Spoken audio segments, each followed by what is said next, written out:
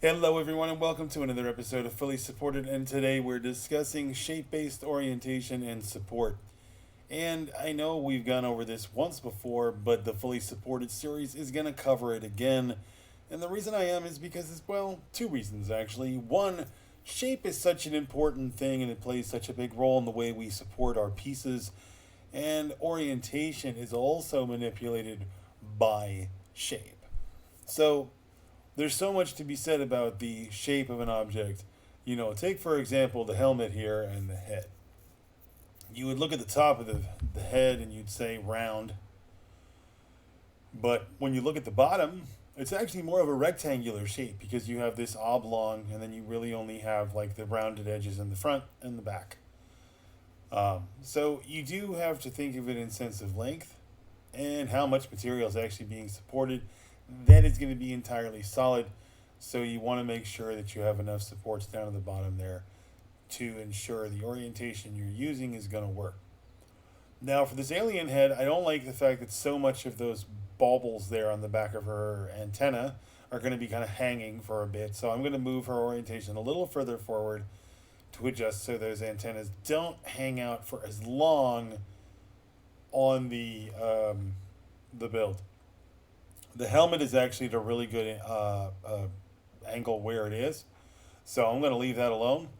The holes in the helmet for her antenna are actually perfect because they actually will allow a little bit of variation if there's any suction going on because of the rounded shape. Should be fine though because it's nice and open. It's kind of like not really completely closed in. So for the most part, I think this should be pretty good and it should build up really nicely. But what I'm going to show you here is how I put the supporting through, based on the shape. So let's take this helmet for example. This is a circle. So we want to make sure that we get the entire circle of the helmet basically first. Um, so we're going to cut around here with the support painter. I'm using my medium supports on this for the baseline supports.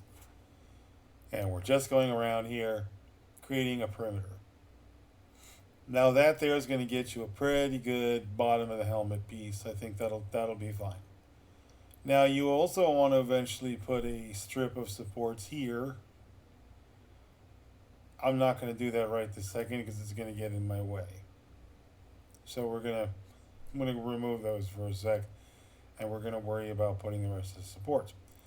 Now, there's a big fat yellow zone on the inside, and unfortunately, it's really crowded because of the angle I chose. So I have to be cautious about how I place supporting there as well. Again, here we are covering the back of the shape. Now, if you look, I'm going in a circular pattern because this is a circle. So everything we go here, we're going in a circular pattern. Well, it's an oval, but we're going for circles, essentially, to cover the shape. The reason for this is just because you want to create a border pattern that's going to be conducive to the shape that you're printing. So if the object is circular, you want your support perimeters to be in a circular pattern for the border. If it's square, you want it to be in a square perimeter for the border. All of this will help maintain the shape and prevent things like warping and floppy edges or wavy edges, which can sometimes happen because the edge of the object or the shape of the edge of the object wasn't really covered. So, like I say, the reason to do this is because you want to use the shape and you simply want to silhouette the shape with your supports. I should be able to look at whatever your raft is or your support outline and figure out what the object is almost. What I'm doing here is just filling in this area here just to give this a little bit extra strength.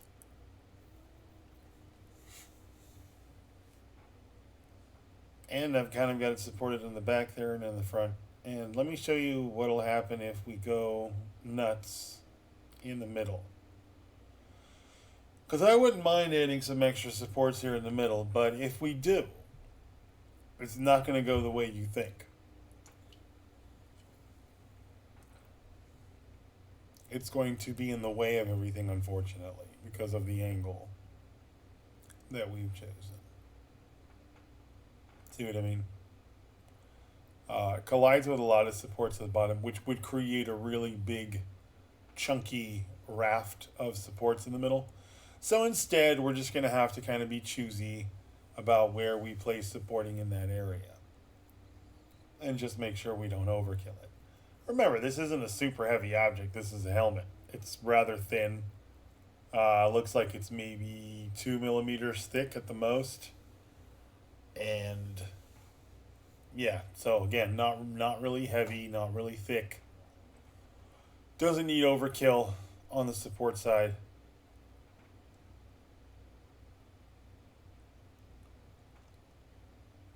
Just needs to be supported enough to maintain its shape. And again, we're continuing to go on this shape idea.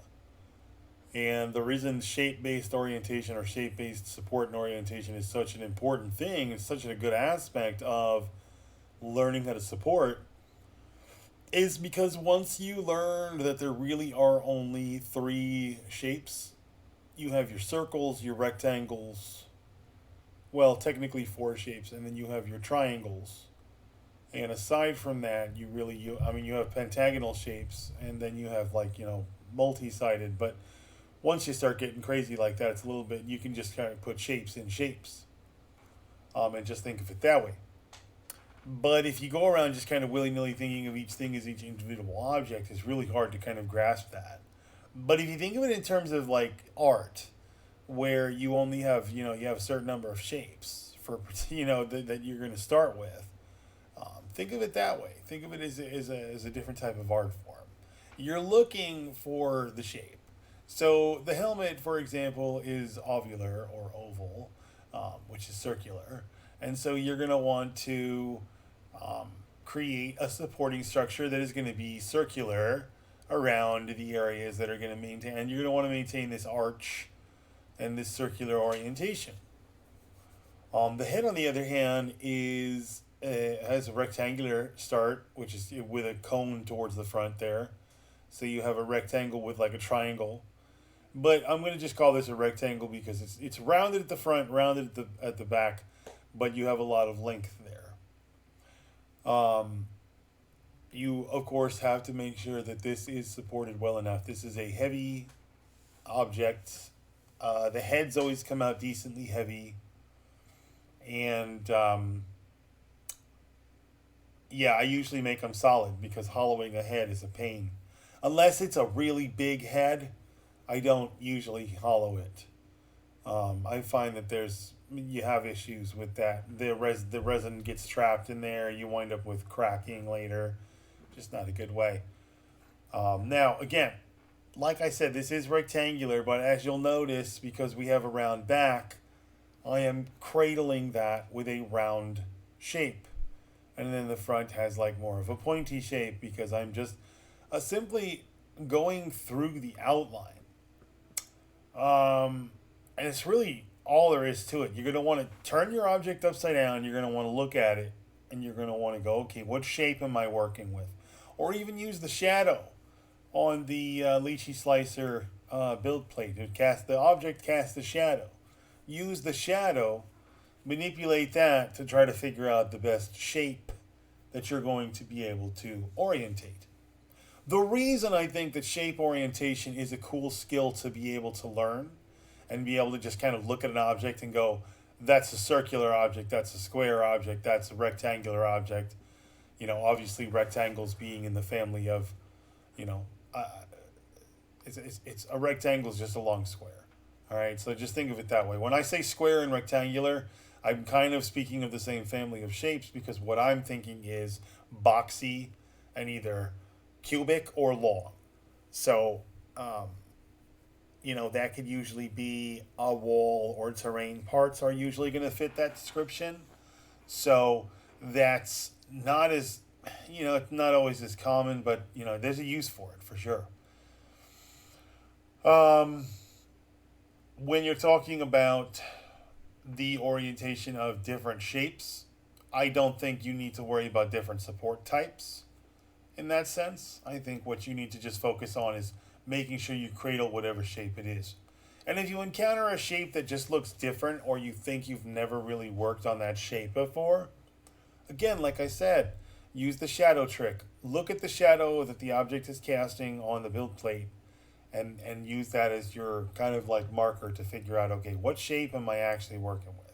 Can I figure that out? If I can't, so, then just kind of get a look underneath and start placing your supports where they go, where they fit, based on, you know, the slice by slice validation that you do.